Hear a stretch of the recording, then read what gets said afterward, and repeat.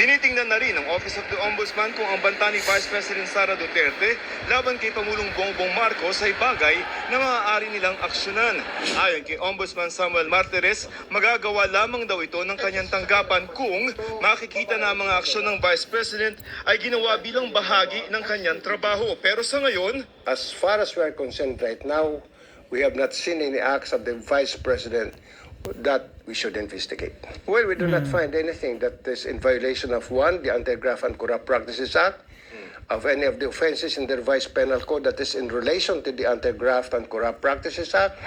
ang pahayag ni Martires kasunod ng sinabi ni Justice Undersecretary Jess Andres na may kapangyarihan din ang ombudsman na disiplinahin at imbestigahan si VP Sara. Sabi ni Martires kung ipipilit raw ni Andres na mag-imbestiga na rin ng ombudsman, I would advise Yosek Andres to shut up. Good. To stop talking about the case, because one of the powers of the ombudsman is to take over the investigation of a case of any government investigative agency at any stage of the proceedings.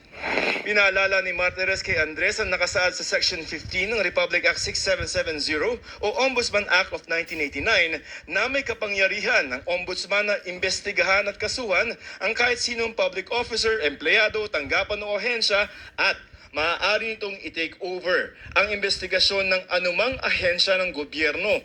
Kasi halimbawa ngayon, she's being investigated for ATA, anti-terror law, and grave threats. Pag ganun pong nature ng investigation, can you take over?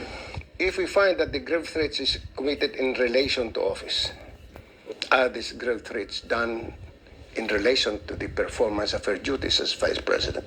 If not, that would be personal.